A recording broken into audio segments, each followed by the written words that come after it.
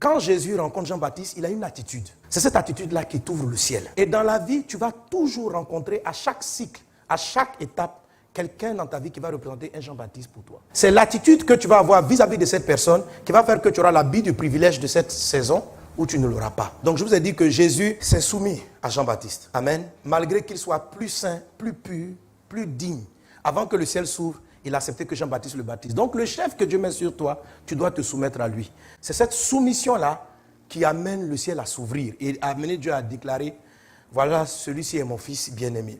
Je vous ai expliqué la dernière fois, qu'est-ce qui empêche les gens d'être soumis? La première des choses, c'est vraiment l'indépendance et puis associé aussi à la notion de l'égoïsme. Très souvent, on regarde des personnes, on décide de se soumettre à elles si on les estime plus intelligentes ou disposant de plus de moyens que nous. C'est une mauvaise tendance de soumission. Jésus est Dieu. C'est pourquoi quand il est arrivé au baptême de Jean, Jean a refusé de le baptiser. Mais Jésus a expliqué à Jean, on doit faire ce que le Père a dit. Et quand Jésus s'est soumis, malgré que toute logique devait l'empêcher de se soumettre, c'est cette contradiction-là entre ce qui est logique et de faire ce qui est fait parce que c'est toi qui as été établi chef. C'est toi qui as été établi comme mon dévancier. Reconnaître que cette posture-là est une faveur qui vient de Dieu et honorer la position que Dieu lui a donnée et te soumettre, même si en connaissance tu es plus grand que la personne, cette attitude de soumission amène le ciel à s'ouvrir et Dieu a dit tu es la personne bien-aimée. On est obligé de revenir là-dessus parce que je vous assure, c'est un des mots de la parole de Dieu le moins bien compris. Les gens ne savent pas ce que signifie la soumission. Ils pensent que c'est l'obéissance. L'obéissance est dans la soumission, mais l'obéissance n'est pas la soumission. L'obéissance entend la lettre, c'est-à-dire ce que la personne a dit. La soumission entend ce que la personne même n'a pas dit, son esprit. Et elle obéit même à l'esprit. Tu as pu être soumis à ton père, tu as pu être soumis quand tu étais à l'école primaire. Mais peut-être que quand tu es rentré dans le monde professionnel, tellement tu avais eu des lauriers dans ta vie que tu t'es cru trop grand pour appliquer la soumission pour ta vie professionnelle. Et la résistance s'est mise devant toi. Joseph s'est retrouvé en prison, mais il était soumis au chef de la prison. Et ça lui a donné la faveur du chef de la prison. Que la soumission soit comprise et appliquée. Est-ce que Dieu amène Dieu à te sélectionner de manière particulière? Que cela soit ton partage au nom de Jésus. Être soumis, c'est de l'amour. La Bible dit, Marie, aimez vos femmes, femmes, soyez soumises à votre mari. Mais en réalité, dans les deux cas, c'est l'amour, le vrai amour.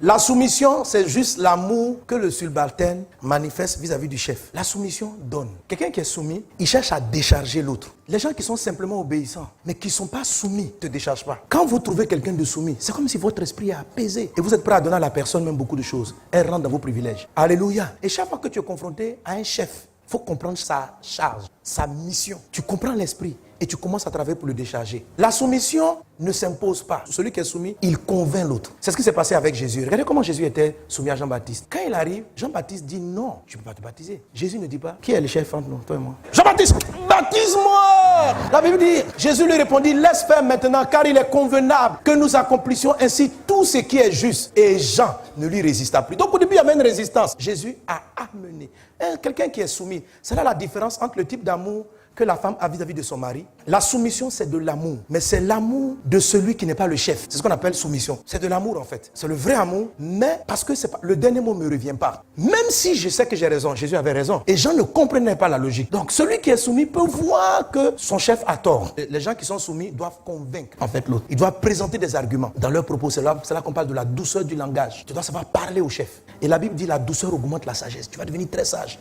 La femme a une arme puissante qui peut incliner tout chef sans s'imposer. Non, tu n'as pas besoin. C'est-à-dire, même un homme qui craint Dieu, la soumission peut le faire plier. C'est comme ça que Salomon s'est prosterné devant des idoles, à cause de l'âme de la soumission. C'est une puissante âme que Dieu donne aux femmes. Ce n'est pas une faiblesse, c'est une force. Quand ton mari commence à te résister, pose-toi la question, est-ce que tu es soumise? Non, non, non, non, sérieux. Tu n'utilises pas les armes. Tu commences aussi à parler. Tu parles. Tu n'es plus en mode soumission. Est-ce que tu peux parler à ton chef comme ça? Même s'il a tort, il y a une manière de parler. Fais ça dans ton foyer. C'est pour ça, dans ces moments-là, ceux qui n'ont pas la crainte de Dieu, les secrétaires les détournent. Parce que la secrétaire, elle est formatée pour être soumise à son patron. Elle commence à connaître ses goûts. À quelle heure il veut son café? Elle sent ça. Mais les femmes, elles s'en foutent.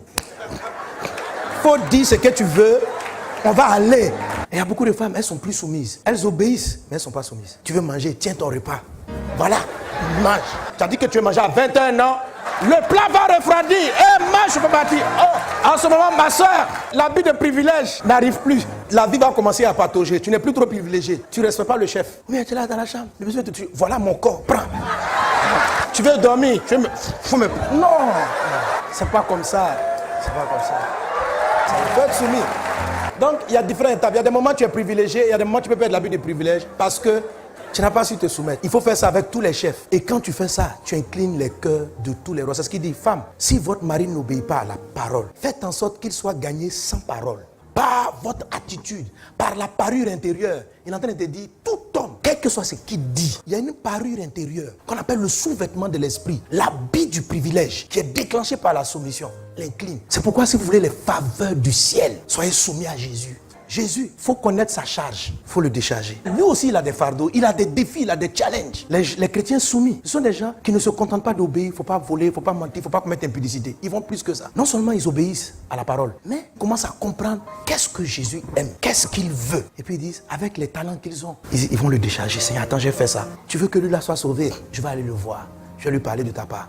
Tu veux que, quand il décharge Jésus, Dieu mène Max sur toi. Amen. C'est pourquoi il y a des chrétiens obéissants à la parole de Dieu qui ne sont pas privilégiés. Mais ces chrétiens soumis sont privilégiés.